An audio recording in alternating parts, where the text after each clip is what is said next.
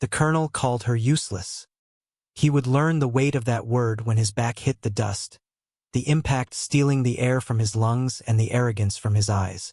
But that moment was still days away. For now, she was just Master Sergeant Anya Volkov, a name on a transfer manifest, a ghost assigned to the purgatory of Forward Operating Base Arabus.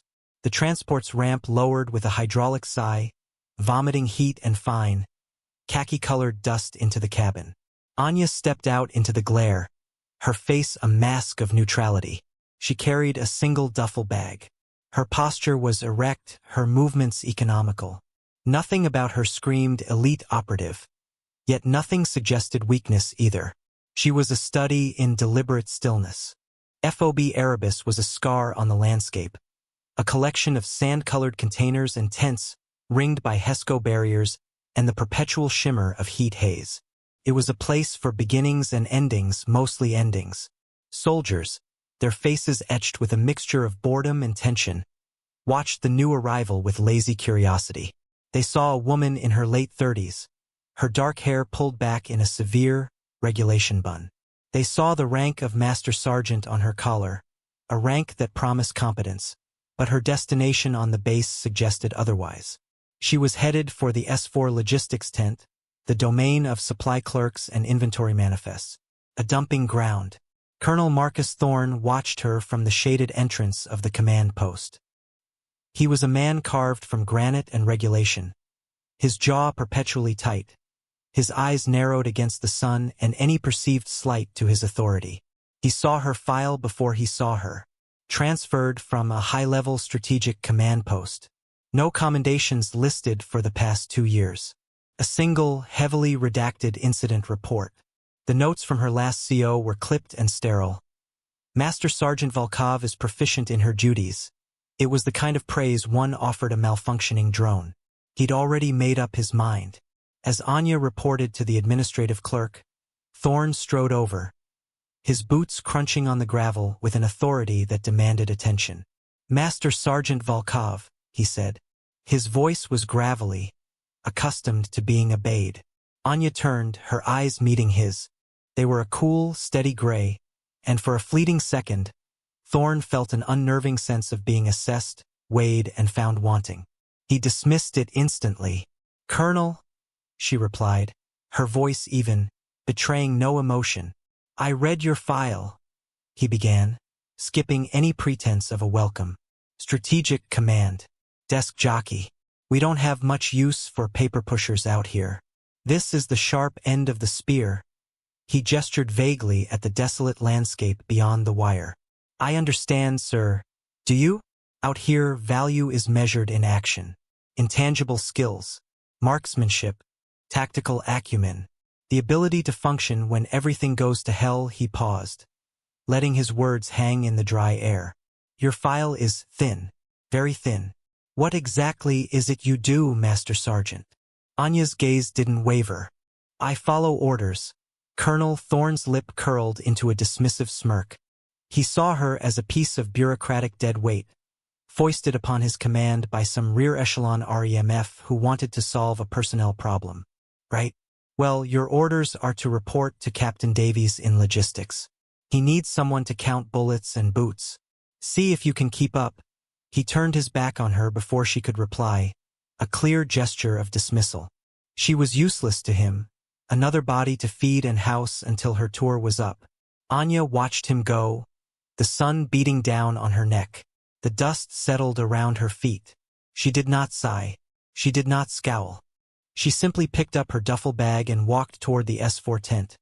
Her steps measured, her mind already at work, cataloging, observing, and remembering the precise cadence of the colonel's dismissive footsteps. The logistics tent was an oven filled with the smell of canvas, cardboard, and gun oil. Captain Davies was a young, harried officer overwhelmed by the sheer volume of material flowing in and out of the FOB.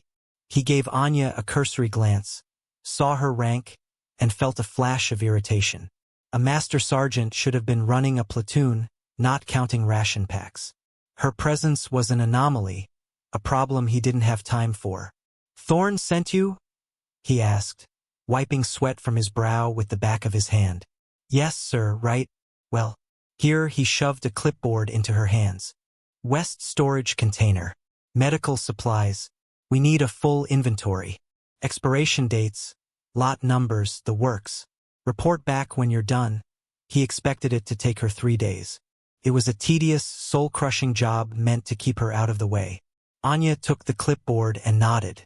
Understood, sir. For the next 2 days, Anya worked in the suffocating confines of the steel container.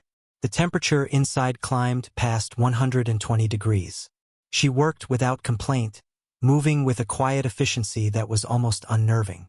The young specialists assigned to help her found themselves falling into her rhythm, their usual grumbling silenced by her silent example. But Anya wasn't just counting boxes. Her mind was a tactical map constantly updating. As she worked, she observed. She noted the patrol schedules from the faint rumble of engines outside the container. She timed the guard rotations at the main gate by the sliver of the world visible through the open doors. She listened to the chatter of the soldiers passing by, picking up on their morale, their concerns, the names of the troublemakers and the quiet professionals. She noticed the flaw in the perimeter fence's sensor grid, a dead spot of precisely 12 feet near the southern watchtower, where the generator's magnetic field interfered with the wiring. She saw how the response time for a perimeter alarm drill was a full 90 seconds slower than regulation, a lifetime in a firefight. She saw the complacency that had settled over the FOB like the dust, a dangerous lethargy born of routine.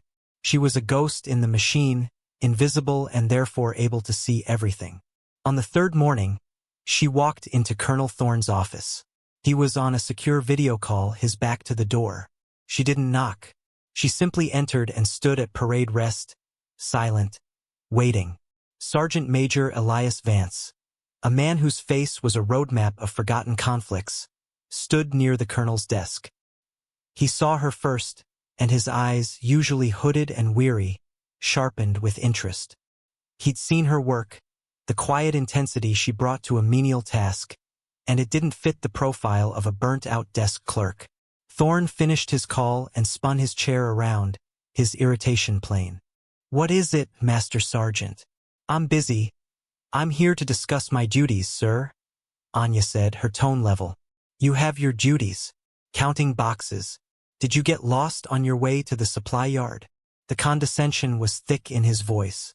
"I've completed the inventory, sir." All of it. She placed the clipboard on his desk. The logs were immaculate, the handwriting precise.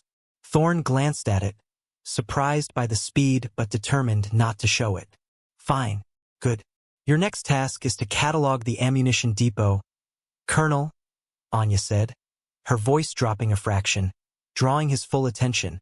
"With respect, sir, that is not the best use of my time." Thorne's eyes narrowed. He stood up, planting his hands on his desk and leaning forward, a predator's pose. "Are you questioning my orders, Master Sergeant? Because the last time I checked, I am the commander of this outpost and you are a clerk. Your job is to do what you are told. Your skills or lack thereof are not up for debate. You are, for all intents and purposes, useless to the operational readiness of this base. Now get out of my office." Vance shifted his weight, a subtle sign of discomfort. He'd never heard the colonel be so openly contemptuous to a senior NCO. He watched Anya, expecting a reaction. Anger, frustration, a defense of her record. He saw none of it. Anya's expression remained unchanged.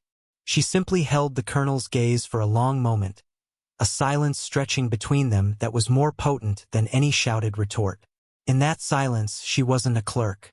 She was something else, something he couldn't place. "Understood, Colonel," she said finally.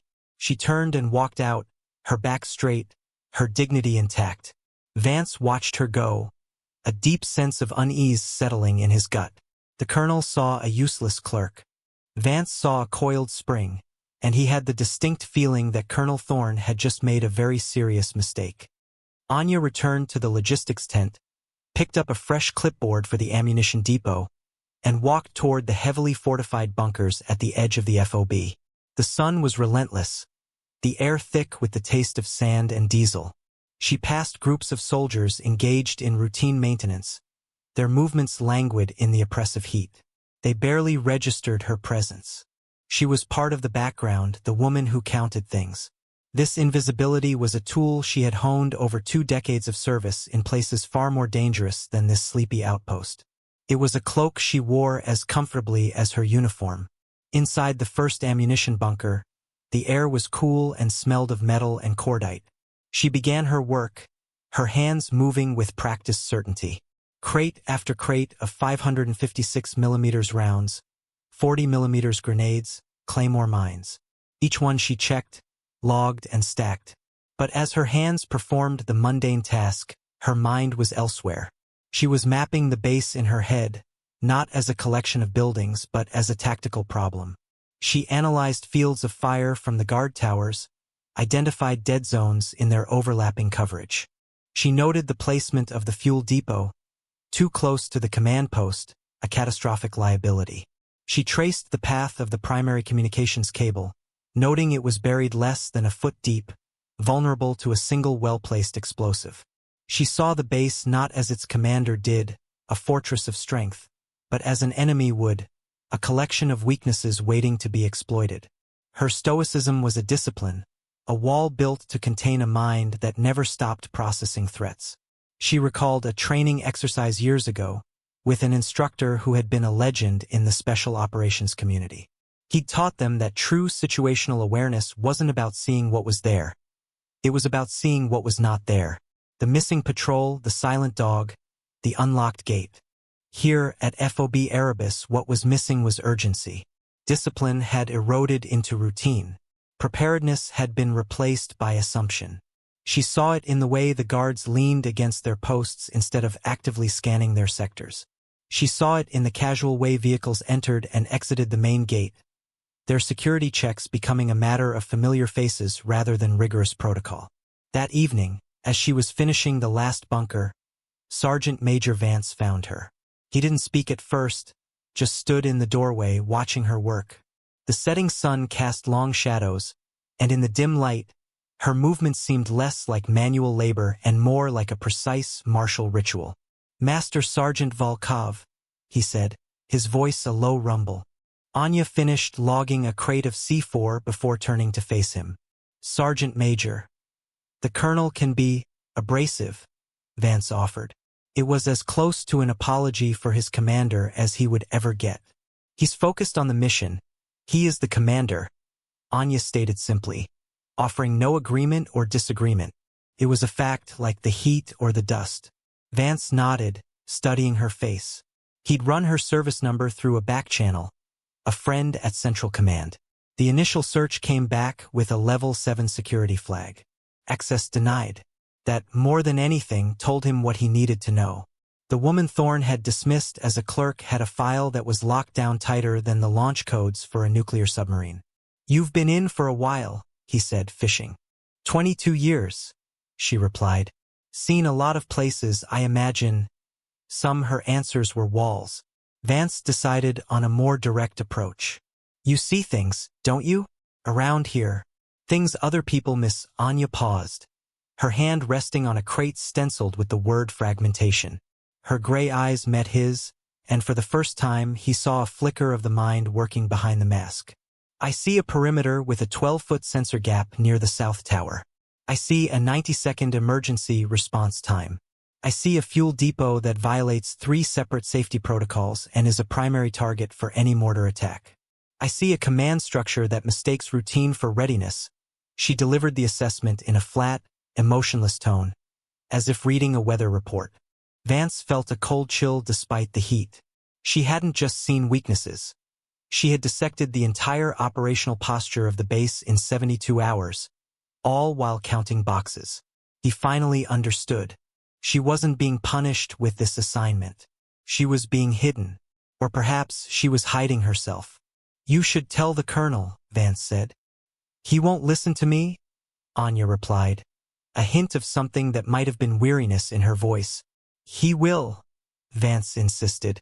"If you—" He was cut off by a sound that every soldier, no matter their experience, learns to dread.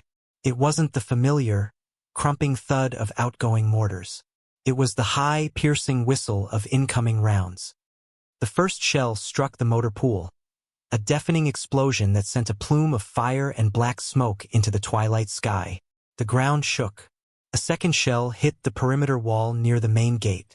The air filled with the shriek of twisting metal and the shouts of wounded men. Panic, a cold and greasy serpent, began to slither through the FOB. The camp's alert siren blared, a frantic, desperate wail. Young soldiers, moments before laughing over a card game, now scrambled for their weapons and body armor, their faces pale with shock. They had been told this was a quiet sector. In the command post, chaos reigned. The power flickered and died as the primary generator took a piece of shrapnel. The emergency lights bathed the room in a sickly red glow. Communications were down. The screens that showed the perimeter camera feeds were blank. Colonel Thorne stood in the center of the room, barking orders that no one could effectively carry out. Get me a sit rep. Where is the attack coming from? Get the QRF mounted. Someone get the damn power back on. His voice was strained, a note of desperation creeping in. His rigid, by-the-book command style was shattering against the jagged edge of a real crisis.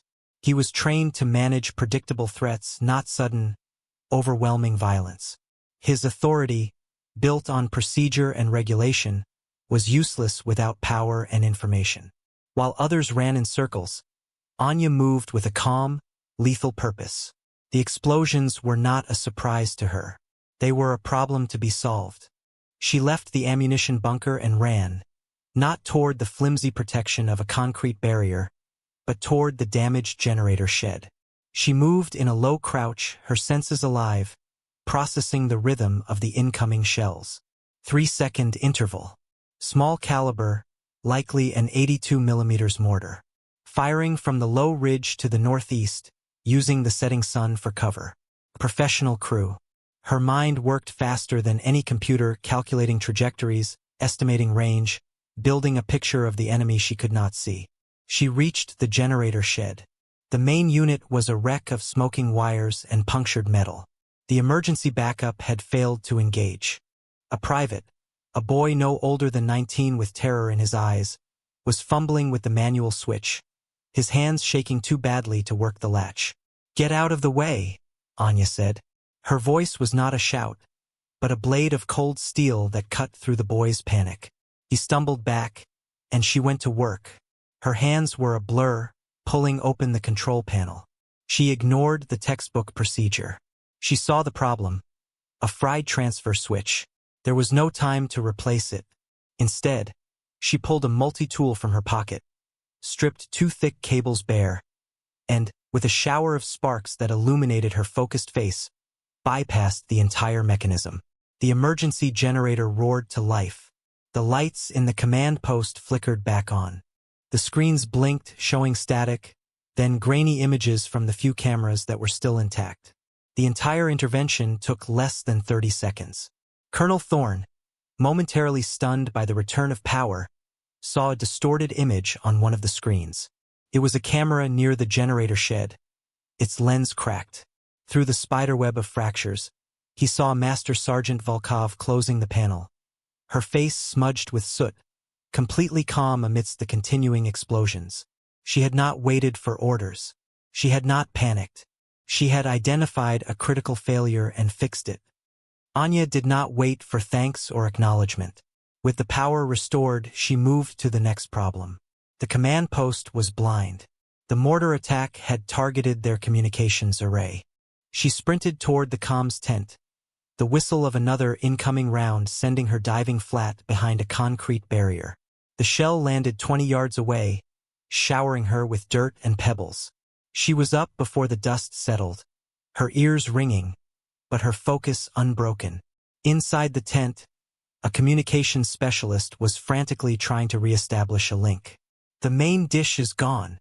The backup antenna is fried," he yelled over the din. "Give me your headset," Anya commanded, her voice cutting through the noise. She bypassed his terminal, plugging directly into the satellite modem's maintenance port. Her fingers flew across the small keyboard of her multi-tool, entering lines of code. She wasn't a comm specialist, but she had been trained in battlefield improvisation by people who considered standard equipment a luxury. She rerouted the signal, forcing it through a damaged but still functional low-bandwidth channel, piggybacking on a commercial satellite frequency. It was a messy, unauthorized hack, the kind of thing that would get a technician court-martialed in peacetime. In the middle of a battle, it was a lifeline. A crackle of static filled the command post. Then, a voice. "Arabus, this is Overlord, do you copy? We are tracking multiple mortar signatures in your sector." "How copy?" Colonel Thorne grabbed the microphone, his relief palpable. "Overlord, this is Arabus. We are under heavy attack. We are blind. We need ISR support and air cover, now." While Thorne relayed the situation, Anya was already moving. She grabbed a field radio from the comms tent and a pair of binoculars. She found Sergeant Major Vance organizing a fire team near the western perimeter. "Sergeant Major," she said, her voice steady, "the attack is coming from Grid 4-79er Alpha, on the northeast ridge. 3-man mortar team. They're using the military crest to stay hidden from direct fire." Vance stared at her. Their own counter-battery radar was down. How could she possibly know that? "How do you know?" "Sound and trajectory," she said simply, as if explaining basic arithmetic. "They're bracketing their shots, walking the rounds toward the command post and the fuel depot. They're professionals. They'll displace in less than 5 minutes." Her certainty was absolute. It wasn't a guess. It was an analysis. Vance made a decision. He trusted the impossible certainty in her eyes more than he trusted the chaos in the command post. "What's your plan?" "We don't have time for our own mortars to dial in. We need to suppress them now. Give me your 2 best riflemen." Vance nodded to 2 corporals, young but steady soldiers who had seen combat before. "You're with the Master Sergeant. Do exactly what she says." Anya led them to the south tower, the one near the sensor grid's dead spot. She climbed the ladder with fluid grace. From the top, she had a clear view of the distant ridge. She raised the binoculars, her hands perfectly still despite the adrenaline singing in her veins.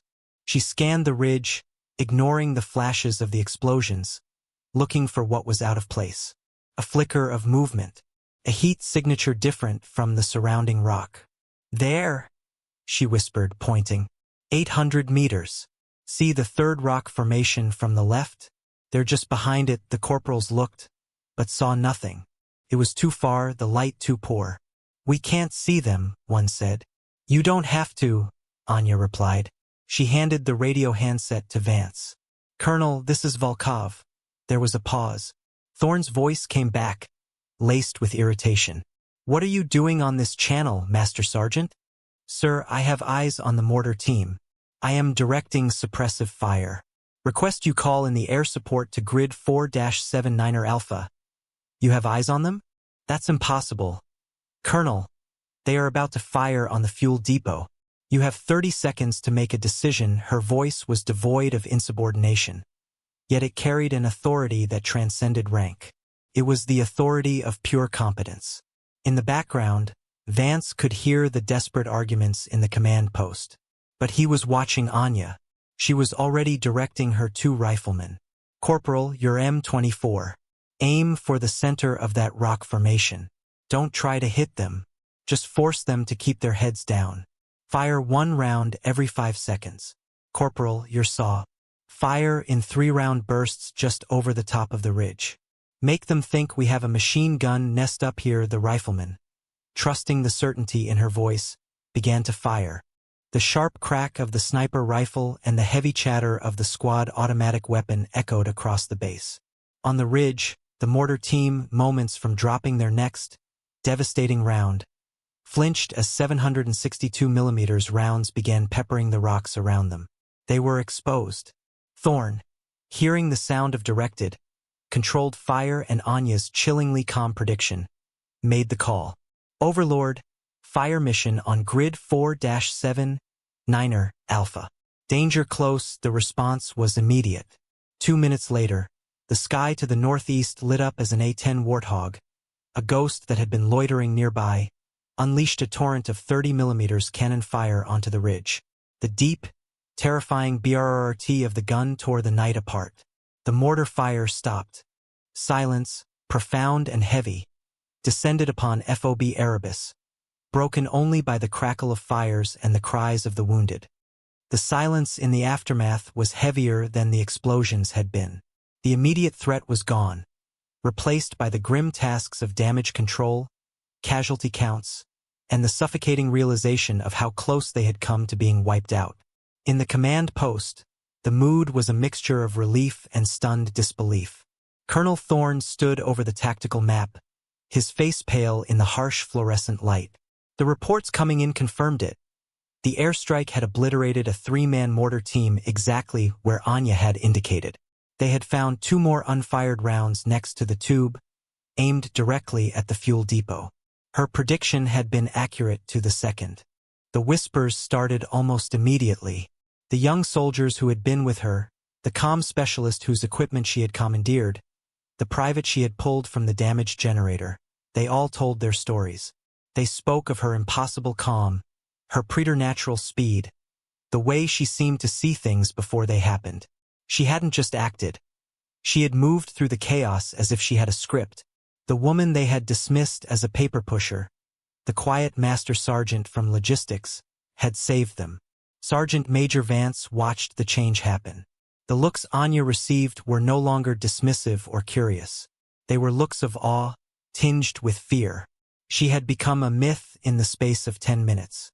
He found her not in the command post taking credit, but in the makeshift triage area, helping a medic apply a pressure dressing to a soldier's leg. Her movements were as precise and calm as they had been when she was hot-wiring the generator. There was no trace of the warrior he had seen in the watchtower. She was just a soldier doing the next necessary thing. Thorne approached her, his stride hesitant for the first time since she had arrived. The entire command staff followed a few paces behind, a silent, curious procession. "Master Sergeant," Thorne said. His voice was hoarse. Anya finished tying off the bandage and looked up at him. Her face was still smudged with soot, her eyes clear.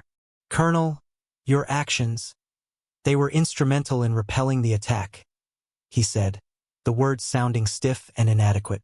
"You have my thanks, it was a start. But it wasn't enough." The questions hung in the air, unspoken but demanding an answer. "Who are you? How did you do that?" "I require an after-action report," Thorne continued, falling back on the familiar comfort of procedure. "I want to know how you identified the enemy's position. I want to know how you bypassed the generator controls and the comms array. I want it on my desk by 0800-inch." Anya simply nodded. "Yes, sir." She offered no explanation, no boast.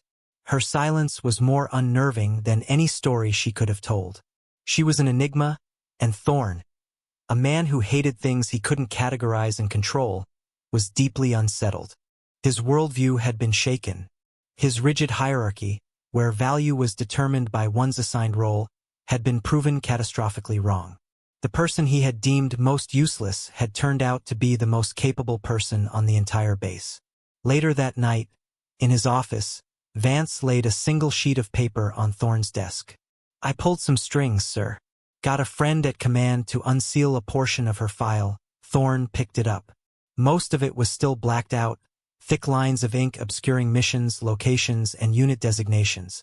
But one line had been left visible, a single entry under a section titled Special Qualifications and Assignments. It read, "Operator, 7th Special Projects Group, designation, Nix. Mission lead on Operations Chimera, Nightfall, and Whisper Arch." Thorne's blood ran cold. The 7th Spring wasn't just elite. It was a ghost unit, a scalpel used for the nation's most secret and sensitive operations. They were spoken of in hushed, fearful tones at the highest levels of command. They didn't exist, and the call signs of their operators were legends. Nyx, the Greek goddess of the night, a primordial shadow from which all other things emerged. The file didn't say why she had left the unit, why a Tier 1 operator was now counting medical supplies in a forgotten outpost. But it didn't have to. The fact of her past was enough. Thorne looked out the window at the dark perimeter, then back at the name on the paper. Nyx. He had called a goddess useless. He had ordered a legend to count bullets. The arrogance of it made him feel sick. The pressure to reassert his authority, to understand and control the situation, was immense. He knew the base was looking to him, but now they were also looking at her. He needed to understand what she was capable of. He needed to see it with his own eyes. The next day, a tense and watchful quiet settled over FOB Arabus. The soldiers went about their duties, cleaning weapons, repairing damage, but their eyes constantly strayed toward the lone figure of Master Sergeant Volkov as she went back to her work in the ammunition depot, as if nothing had happened. She was no longer invisible. She was a living legend, and her every quiet movement was scrutinized.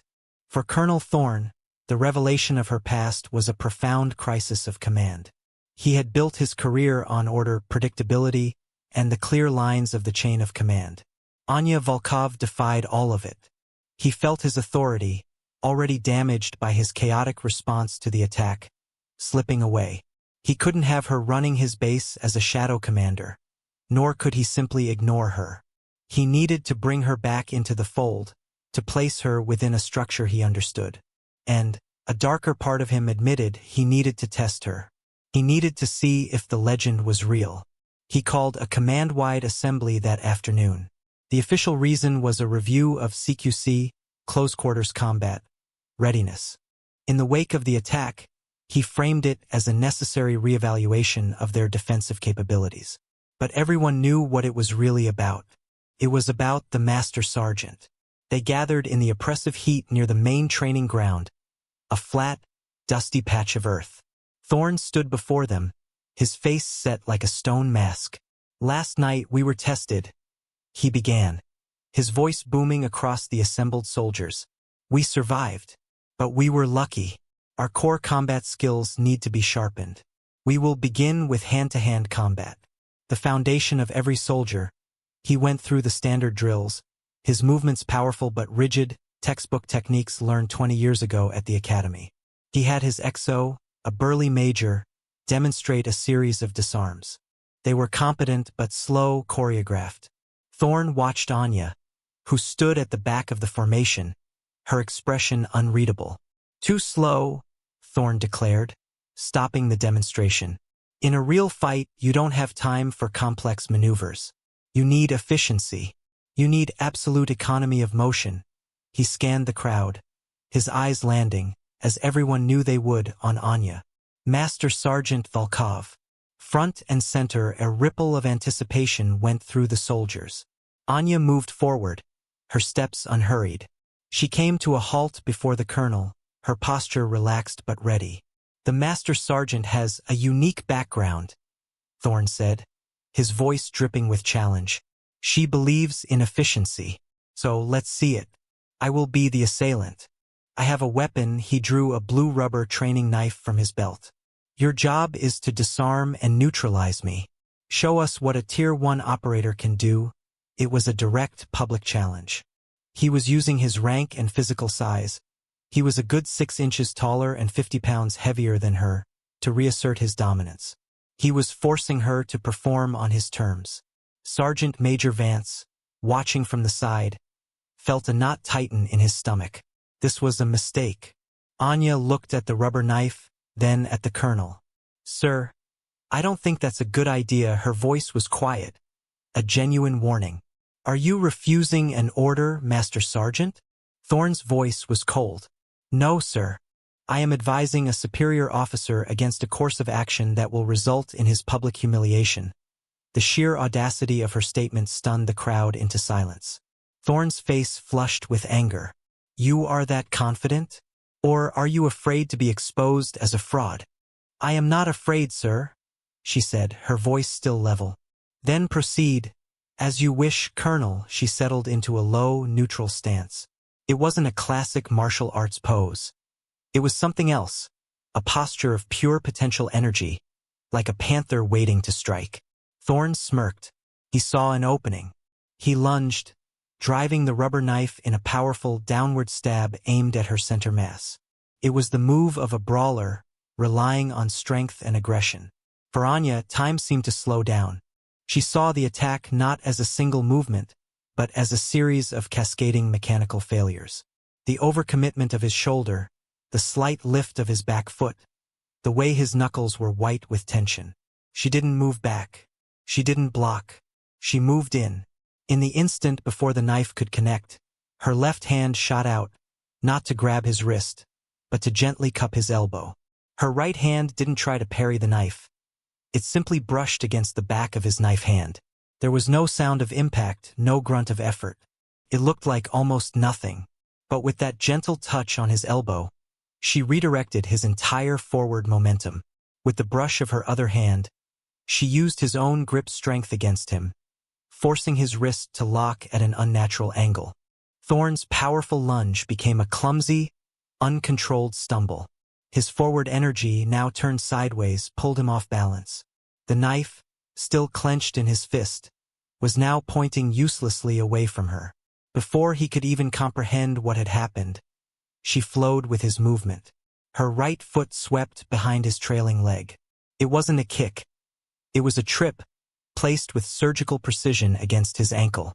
At the same time, the hand on his elbow pushed forward, accelerating his fall. His body, completely out of alignment and with no base of support, had nowhere to go but down. Colonel Marcus Thorne hit the ground hard. The impact knocked the wind from him with a loud hoof. The rubber knife flew from his grasp and skittered in the dust. He landed flat on his back, staring up at the bleached white sky, his mind reeling in confusion. The entire sequence had taken less than 2 seconds.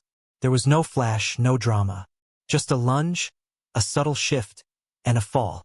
Anya stood over him, not in a triumphant pose, but in the same neutral stance as before, as if nothing had happened. She looked down at him, her expression not of victory, but of something that looked almost like pity. In front of his entire command, she had knocked him down without throwing a single punch. A wave of absolute, dead silence washed over the training ground. The soldiers stared, their mouths agape. They hadn't just seen a training exercise. They had witnessed the deconstruction of power. They had seen a mountain toppled by a whisper. Anya bent down, picked up the training knife, and extended her other hand to the stunned colonel. "The principle is simple, sir," she said, her voice calm and instructional, as if she were teaching a class. "Never meet force with force. Redirect it. Use your opponent's weight and aggression against them. The bigger they are, the harder they fall." Colonel Thorne stared at her outstretched hand, his mind a maelstrom of shock, fury, and a dawning, terrifying respect. He was the commander. He was bigger, stronger. He had initiated the attack, and he was on his back in the dust, gasping for air, while she stood over him, completely untouched. The silence from the assembled soldiers was a physical weight, pressing down on him. Every eye was on him, waiting to see what he would do next. His pride screamed at him to leap up, to call it a lucky trick, to demand they go again. But the cold, analytical part of his brain, the part that had gotten him his eagles, knew better. It wasn't luck. It was a level of skill so far beyond his own that it was like comparing a child's drawing to a master's painting. There was no point in going again. The result would be the same. He swallowed his pride, a bitter taste in his mouth, and took her hand. She pulled him to his feet with surprising strength, her grip firm and steady. He stood before her, the dust on the back of his uniform a stark symbol of his defeat. He looked into her gray eyes and saw no triumph. No "I told you so." He saw only a professional who had been ordered to perform a task and had done so with maximum efficiency. That, more than the takedown itself, was what truly humbled him. He had treated her with contempt, and she had responded not with anger, but with a demonstration of competence so profound it bordered on artistry. "Class dismissed," Thorne said, his voice a ragged rasp. The soldiers, still in a state of shock, slowly dispersed, their low, buzzing conversations filling the air. They walked away with a new understanding of the quiet master sergeant. They had feared the legend of Nix. Now they had seen the reality, and it was far more impressive. Thorne stood alone with Anya and Sergeant Major Vance. He took the rubber knife from her, his hand trembling slightly. "Where did you learn that?" he asked, the question genuine. "Here and there," she replied, her standard non-answer. But Thorn pressed. No, that wasn't a standard army technique. That was something else. Anya paused, considering her response. It's a system, she said finally. It emphasizes skeletal alignment and energy redirection over muscular force. It was developed for operatives who might need to neutralize larger, stronger opponents without relying on weapons or brute strength. Developed by who? Vance asked, his curiosity getting the better of him. Anya's gaze grew distant for a moment, as if looking at a past he couldn't imagine. By people who had to fight in shadows, Sergeant Major. People for whom failure was not an option. The implication was clear. She came from a world with different rules, a world where the stakes were infinitely higher than command of a dusty FOB. The redacted report, the call sign, the impossible calm under fire, the effortless takedown. It all coalesced into a single, undeniable truth. This woman was a weapon, a human weapon of incredible sophistication, and he had been using her as a blunt instrument. That evening, Vance brought the rest of her file to Thorne's office. It wasn't the official paper copy, but a series of encrypted files he'd had his contact send. Files that would disappear in an hour. Together, they read. They saw commendations for valor so secret they were never entered into the official record. They read after-action reports from missions that had officially never happened, in countries they were not at war with. Operation Chimera. A 5-day solo infiltration to plant a tracking device on a rogue general. Operation Nightfall. The neutralization of a terrorist cell in a crowded urban center, completed with 0 collateral damage. And Whisper Arch. The rescue of a captured CIA station chief from a black site prison deep in hostile territory. She had led a 2-person team. The other operator had been killed. She had completed the mission alone, carrying the station chief on her back for the last 30 miles. The final entry was a medical evaluation. Severe injuries sustained during Whisper Arch PTSD. Combat fatigue. A recommendation from a 3-star general. Assign Operator Nix to a low-stress, rear echelon role. Allow her to heal. Her skills are too valuable to lose, but the human instrument is frayed. Let her find peace. Thorne closed the laptop, a profound sense of shame washing over him. He hadn't been given a useless clerk. He had been given a broken hero to watch over, and he had been too arrogant and blind to see it. He had seen a problem on a manifest instead of the person behind the name. The next morning, the entire base was once again assembled. This time it wasn't for training. Colonel Thorne stood before them, his uniform immaculate, his posture rigid. But there was a new quality to his stillness, a humility that had not been there before. He called Master Sergeant Volkov to the front. Anya moved with her usual quiet grace, her face betraying no emotion as she stood before him.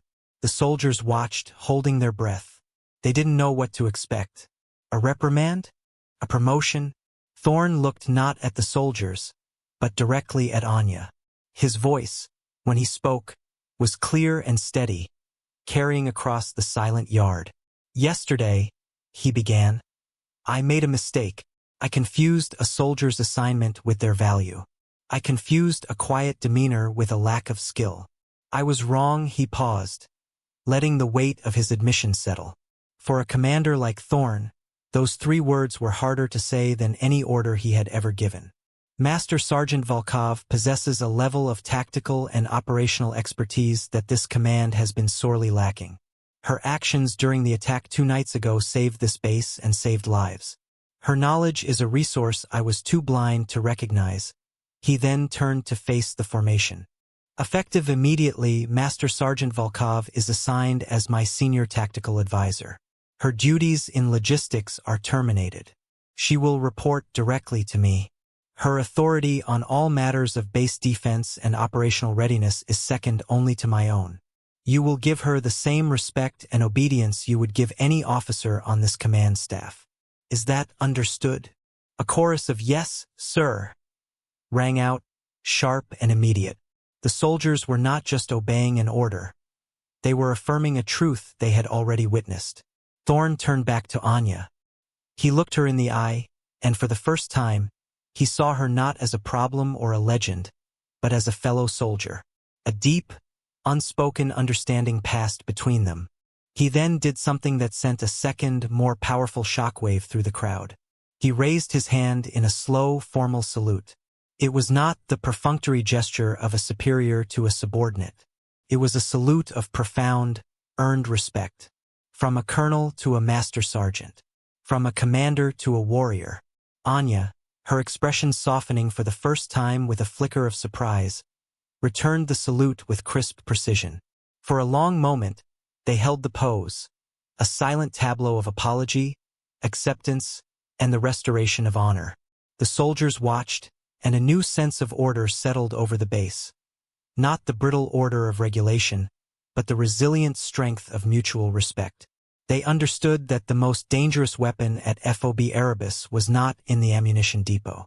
It was the quiet woman who used to count the bullets. The dismissal had been public. The apology was public. The respect was now undeniable. Vance allowed himself a small, grim smile. The balance had been restored. The coiled spring was finally being recognized for what it was. The days that followed at FOB Arabus were different. The lazy complacency was gone, replaced by a quiet, focused energy. Patrols were more alert. Drills were run with a new intensity. The weaknesses Anya had identified were systematically addressed. The sensor grid was repaired, the fuel depot was reinforced, and the emergency response time was cut by more than half. Anya never raised her voice. She never gave a direct order to anyone but the soldiers assigned to her.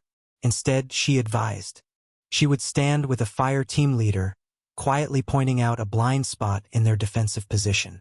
She would sit with the comm specialists, showing them 3 different ways to reestablish a satellite link using scavenged parts. She would walk the perimeter with Thorn, her observations delivered in the same calm, factual tone she had used in his office. Her presence was a catalyst. Her quiet competence inspired others to be better. She led not by command, but by example. The soldiers no longer saw her as a ghost or a legend. They saw her as Master Sergeant Volkov, the quiet professional who always had the answer, who saw the things they missed, and who moved with a grace that hinted at a dangerous past. They kept a respectful distance, but the fear was gone, replaced by a deep, abiding trust. They knew she was watching over them. Thorn, for his part, underwent a profound transformation. He learned to listen. He began to see the base not just as a diagram on a map, but as a living, breathing entity with strengths and weaknesses.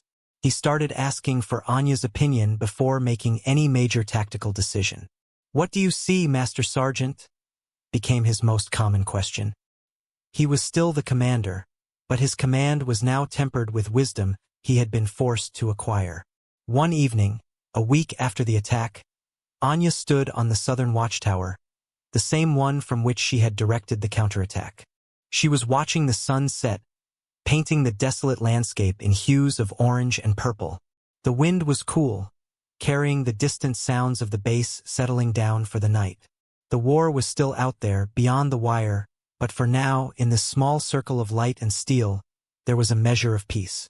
Thorn came up the ladder and stood beside her. They stood in comfortable silence for a while, 2 soldiers watching the edge of their world. "The general who sent you here," Thorn said, not looking at her. "He called me. After the report I filed about the attack. He told me he was glad you were here." Anya remained silent, her gaze fixed on the horizon. "He also told me why you left the 7th, Thorn continued quietly. "He told me about Whisper Arch. About your partner." Anya's posture stiffened almost imperceptibly. It was the first crack he had ever seen in her stoic facade. "He said you blame yourself," Thorn said. "You shouldn't.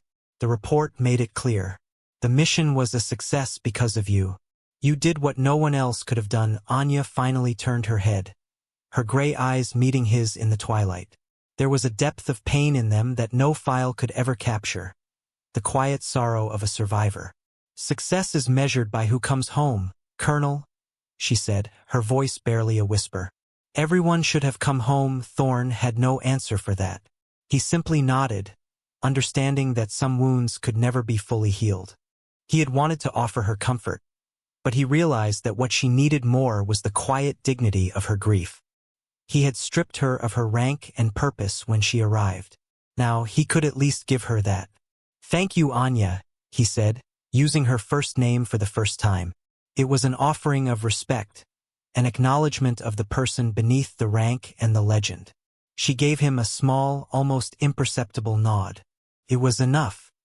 He left her there on the tower, a solitary figure outlined against the dying light. Anya Volkov, Master Sergeant Nix, stood her watch. She was no longer hiding. She was no longer useless. She was where she belonged. On the wall, watching the shadows, her quiet strength the unbreachable shield of FOB Arabus. Her dignity was her own, and the respect she commanded was now as silent and as absolute as the coming night.